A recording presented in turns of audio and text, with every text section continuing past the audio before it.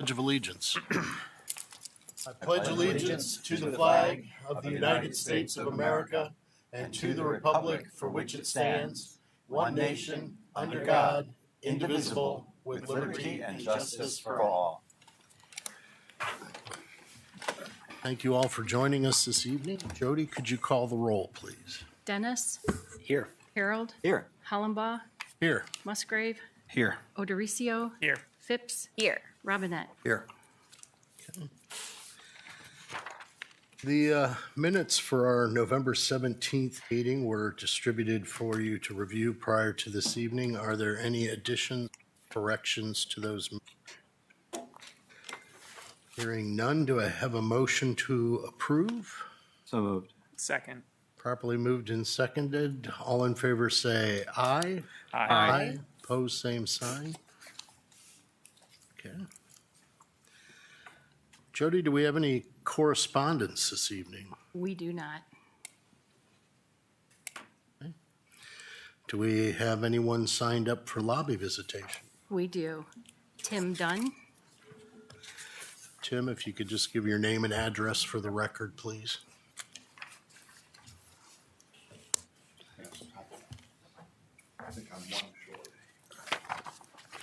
My name's Tim Dunn. I'm president of our Bowling Green Youth Baseball Program.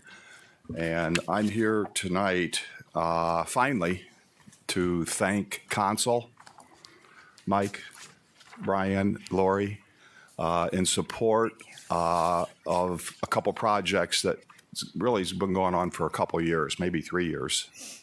Our lighting project got completed out at Carter Park. New aluminum and steel poles, fixtures, new lighting, the entire thing. We were torn up for quite a long time.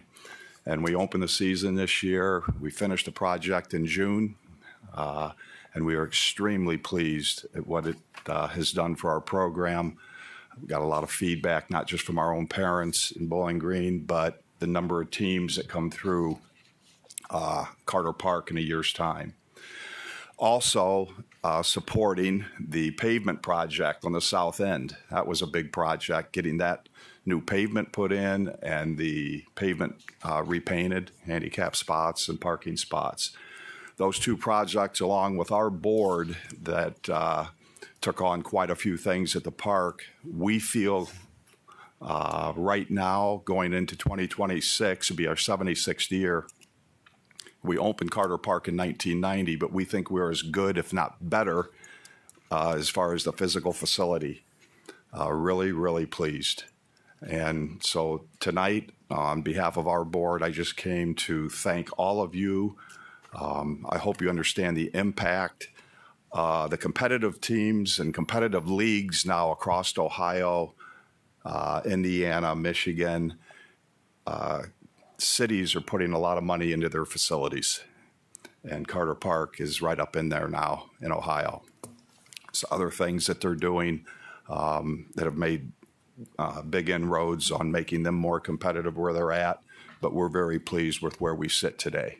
So on behalf of our Board of Trustees, 11 members of our trustees that I noted there, we just want to thank everyone for taking the initiative to support this, because I know it was expensive. I know we did some grant money with that, but it was a big step, and we are good for a long time to go.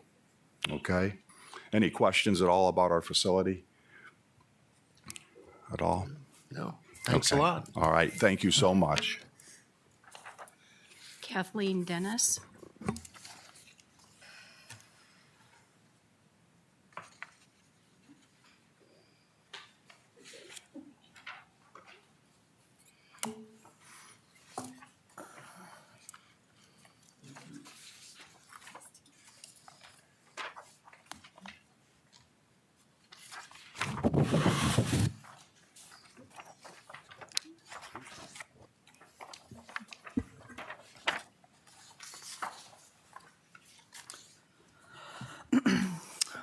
So good evening. I'm Kathleen Dennis, 402 Buttonwood Avenue, and I'm here this evening on behalf of BG Song.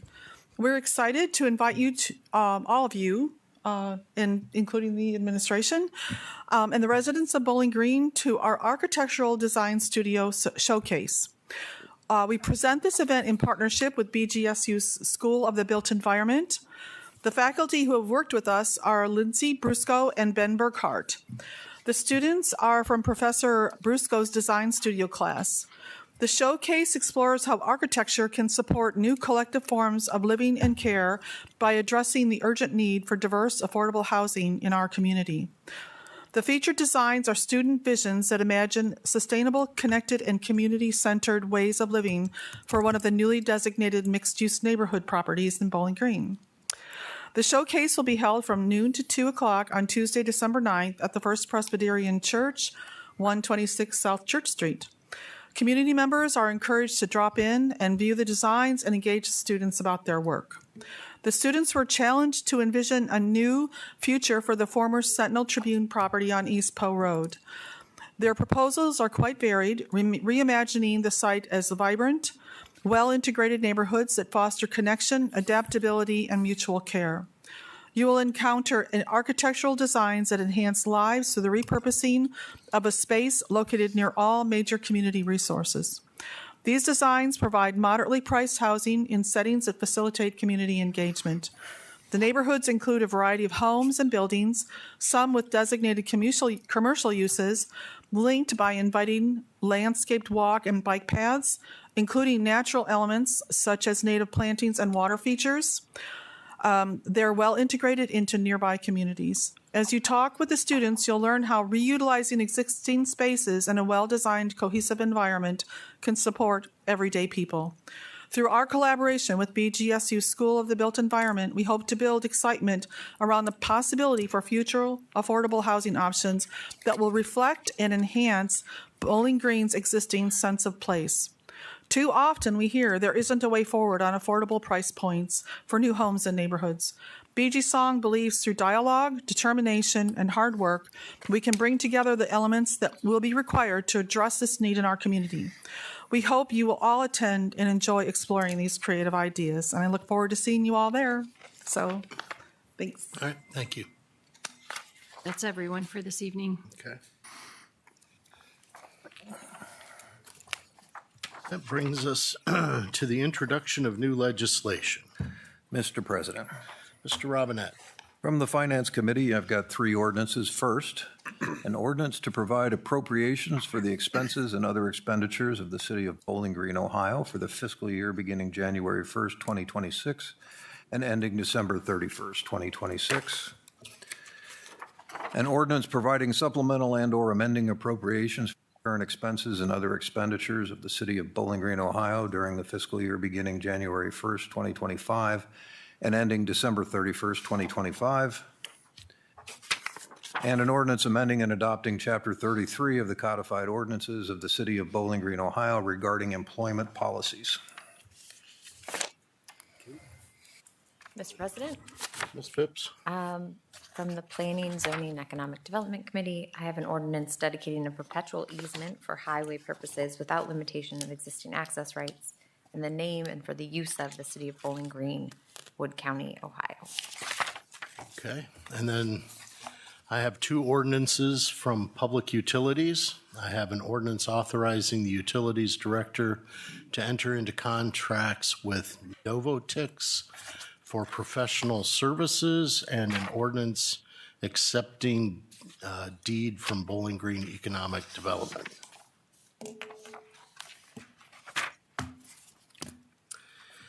And that brings us to official reports. Mr. Mayor.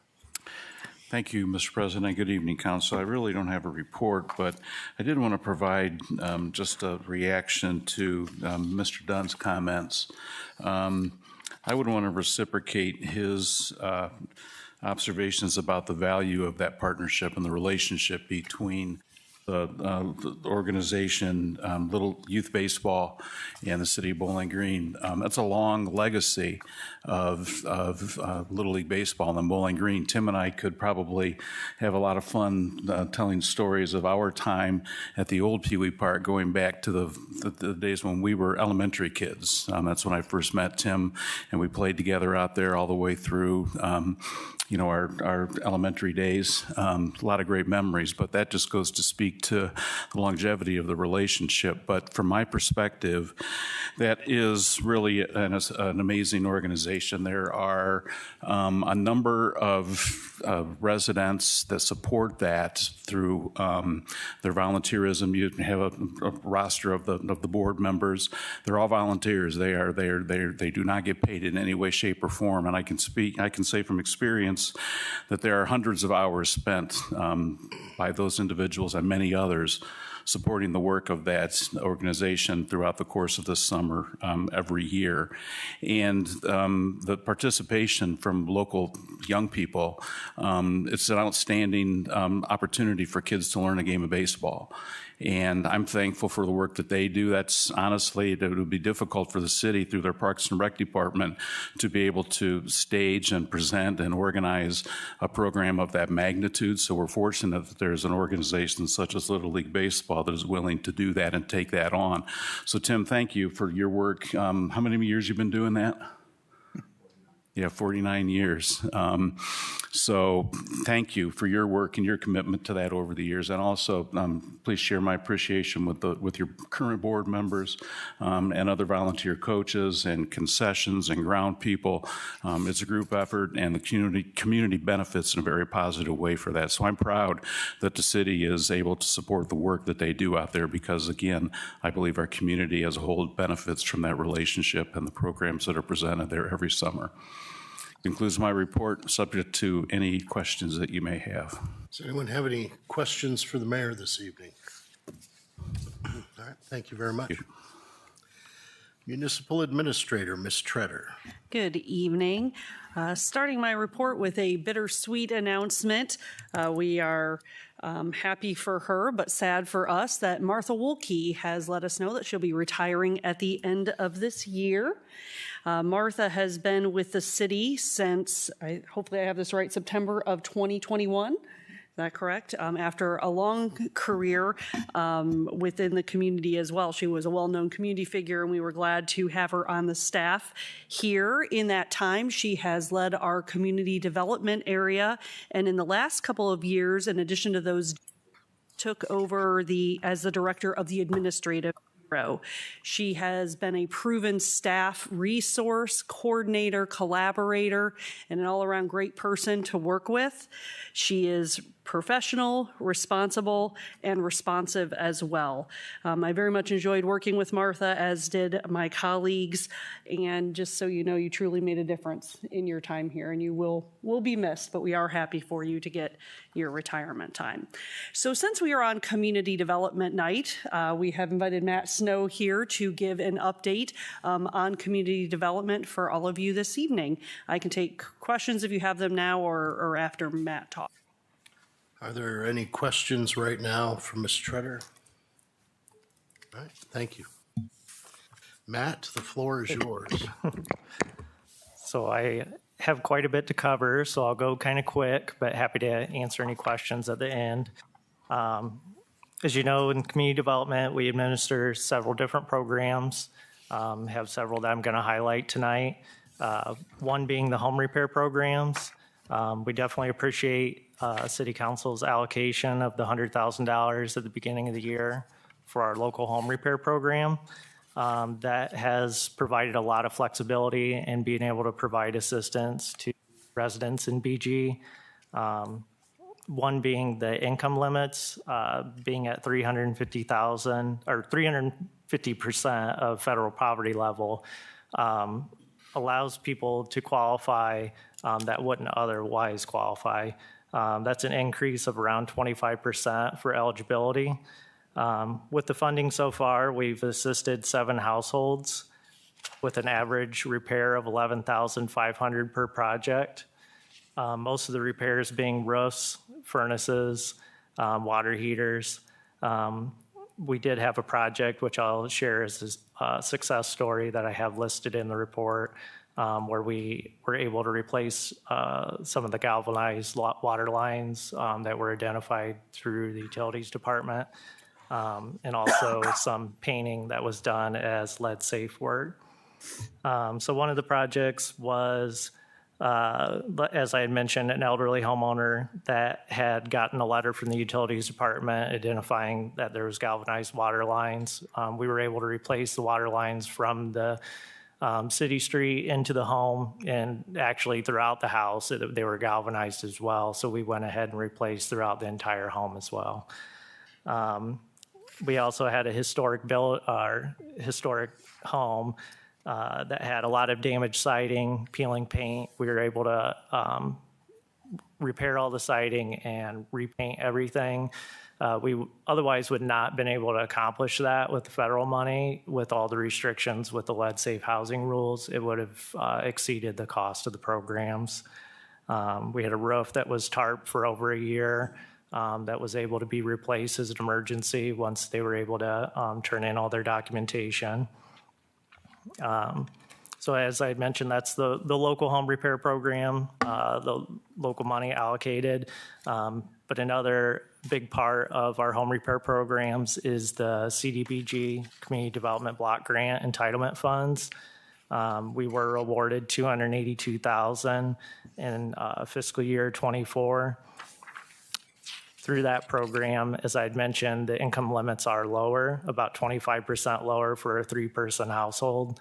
But we were able to assist 17 households with an average of $8,000 per repair.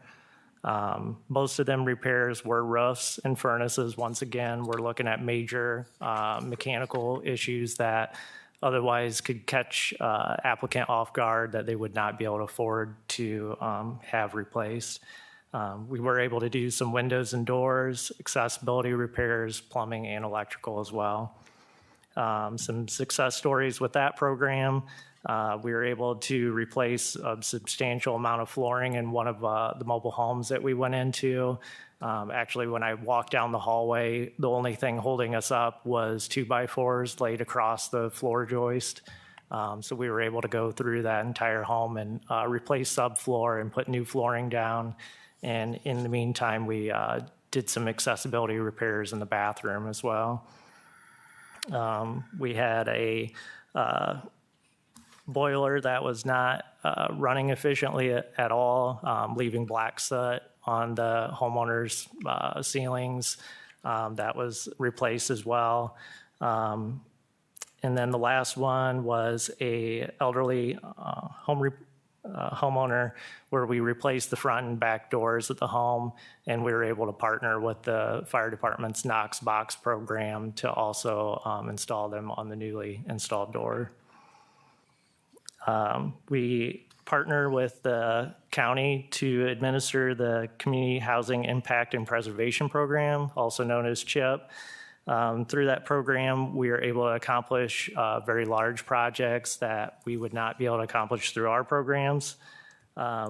Also, we are eligible for Lead Safe Ohio funds through that partnership, and that was one of the projects that we did. We identified a household that was actually, it was actually identified through our, it was through one of our other programs here. And we were able to get them to go through that program and address all the siding, windows, and doors that had lead-based paint throughout the house. I provided a map of all of the projects that we've done throughout funding year 24 and calendar year 25 for the local money. Some pictures of some of the projects that we've completed. Some of the other programs that we either manage or administer, one being the rental assistance program. We manage the contract with the Bowling Green Housing Agency. Over the last year, they have dispersed $365,000 through that program. Average monthly assistance per household is around $459, and there's about 84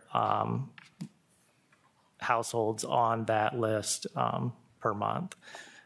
In addition, we are eligible for Wood County vouchers, and their voucher program assists around 22 households here in Bowling Green. We contribute funds to the Salvation Army for transitional housing for the homeless. We're allocated $6,000 to that program, and 20 individuals were assisted through that. We do some economic development through the CDBG program. We do the Business Revolving Loan Fund. That is with the goal to create jobs and boost economic activity. And we loaned out $230,000, and it's expected to create 7 full-time jobs. We administer the BG Transit program. Through that program, $650,000 was allocated. It is a program that takes a lot of partners to be able to administer that and for it to be fiscally possible. We partner with the FTA, ODOT. We have some general funds that go into that, Farebox, and the CDBG program for that as well. There's about 25,000 rides in the last fiscal year. About 41% are elderly or disabled riders. We have 7 modified minivans that are fully accessible. We do have an update on our service provider. We have had our current service provider for over 20 years. We went through a RFP process and have identified a new service provider that will begin January 1st. They will provide the same service, and after startup costs, there'll be a significant savings to the community. We're expecting around $100,000 in savings with that. Should be a very smooth transition. Groom Transportation will be the new service provider. They are familiar to our area. They are the current shuttle service provider for BGSU. We were also awarded a grant for a new replacement vehicle for the BG Transit. They will cover 80% of the costs, which is definitely helpful, being that the new vehicles cost around $70,000 now. We dispersed the micro grants for the community action plan. That was around $15,000. And then that was grants to advance citizen engagement, enhance neighborhood beautification, and improve safety. We have several neighborhood initiatives that we administer, one being the Report a Concern. That's an online tool that residents can use to submit any type of concern that they may have. That is actually going through our GIS system now. So it's a little bit more automated, and hopefully we'll get a little bit faster response to individuals that may have concerns. It could be anything from roads, housing conditions, anything really that you could imagine. So the property maintenance program was the program that I was trying to think of earlier with the Lead Safe Ohio funds. So that program, what we're doing is trying to identify and prioritize maybe different homes that have fell into disrepair that have been identified through the health department's exterior housing survey. So that was one of the properties that we identified and was actually able to provide assistance to the residents. We administer the Community Reinvestment Area, or CRA program, which provides a 50% real estate tax abatement for 10 years. That's been a pretty successful program, and we've heard some feedback from different builders that was the deciding factor for some of their clients to actually build here in Bowling Green compared to a different community. And then the last 4 things that I have is just covering some of our required strategic planning that we have to do to be eligible for CDBG funds. We have to prepare a consolidated plan. So all these are 5-year plans. We have to prepare a consolidated plan, which is a strategic 5-year plan saying how we're going to distribute and allocate our funds. We do an analysis of impediments to fair housing choice. We do programmatic agreements for with the State Historic Preservation Office, and we do environmental reviews. Each one of them plans takes city staff around 2 months to complete each one. Thankfully, we only have to do it every 5 years, but it does take a substantial amount of time to complete. And that's all I have to report. Does anyone have any questions for Matt this evening? Thank you very much. Thank you. That brings us to City Attorney, Mr. Brown. Good evening. No report. Does anyone have any questions for Mr. Brown? Mr. President. Harold. For the greater community good, is it, what would be your opinion on our passing a resolution prohibiting Martha from retiring?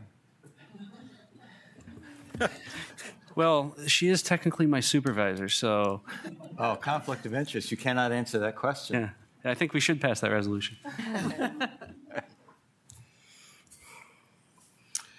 Okay, any other questions for Mr. Brown?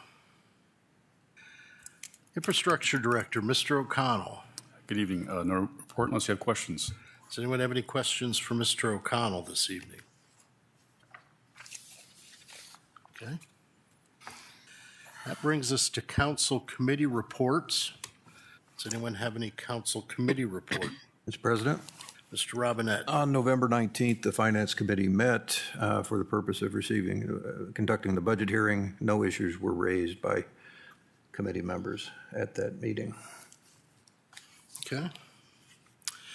I would just like to give a reminder that prior to the council meeting on the 15th, there will be a committee of the whole meeting that will meet at 6 o'clock for the purpose of receiving the findings on the Main Street bike and pedestrian study. So that'll be at 6 o'clock on December 15th in council chambers.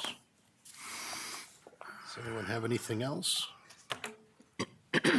Is there going to be somebody from Mannequin Smith at that presentation?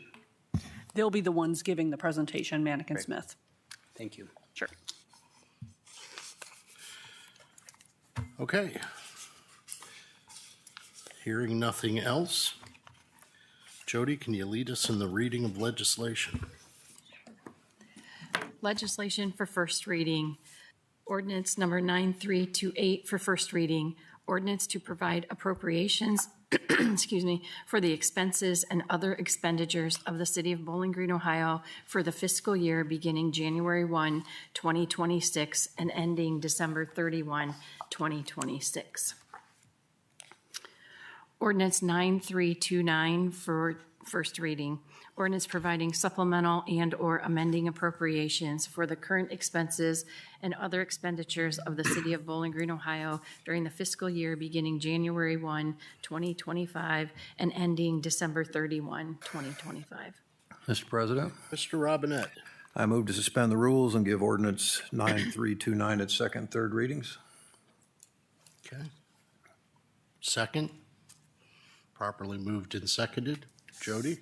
Harold, Yes. Hollenbaugh, Yes. Musgrave, Yes. Odoricio, Yes. Phipps, Yes. Robinette, Yes. Dennis. Yes. Okay, the rules are suspended for ordinance 9329. Ordinance 9329 for second and third readings. Ordinance providing supplemental and/or amending appropriations for the current expenses and other expenditures of the City of Bowling Green, Ohio during the fiscal year beginning January 1, 2025 and ending December 31, 2025. Mr. President, Mr. Robinette. I move to adopt ordinance 9329. Second. Properly moved and seconded. Is there any discussion? Jody? Hollenbaugh, Yes. Musgrave, Yes. Odericio, Yes. Phipps, Yes. Robinette, Yes. Dennis, Yes. Harold. Yes. Okay, ordinance 9329 is adopted. Ordinance 9330 for first reading. Ordinance amending and adopting Chapter 33 of the codified ordinances of the City of Bowling Green, Ohio regarding employment policies. Ordinance 9331 for first reading. Ordinance authorizing the Utilities Director to enter into contracts with Novatics for professional services. 9332 for first reading. Ordinance accepting deed from Bowling Green Economic Development. Ordinance 9333 for first reading. Ordinance dedicating a perpetual easement for highway purposes without limitation of existing access rights in the name and for the use of the City of Bowling Green, Wood County, Ohio. Legislation for second reading. Resolution 3896 for second reading. Resolution authorizing the municipal administrator to enter into a renewal of the agreement with the Wood County Public Defender. Resolution 3897 for second reading. Resolution establishing new funds. Resolution 3898 for second reading. Resolution authorizing the mayor of the City of Bowling Green, Ohio to file an annual application and execute a contract upon grant application approval under the Community Development Block Grant Entitlement Program as authorized by the Housing and Community Development Act of 1974 as amended. Ordinance 9326 for second reading. Ordinance authorizing the municipal administrator to enter into a contract with the Bowling Green Chamber of Commerce for the promotion and publicizing of the City of Bowling Green, Ohio, to bring the patronage and business of cultural, educational, religious, professional, and sports organizations into the city for the benefit of the citizens of the city and the business community, and declaring an emergency. Ordinance 9327 for second reading. Ordinance authorizing the municipal administrator to trade in, sell outright, or otherwise dispose of equipment no longer needed for municipal purposes. There is no legislation for third reading. Is there any other business to come before council this evening? Hearing none, do I have a motion to adjourn? So moved. Second. Properly moved and seconded. All in favor say aye. Aye. Opposed, same sign. We're adjourned. Thank you.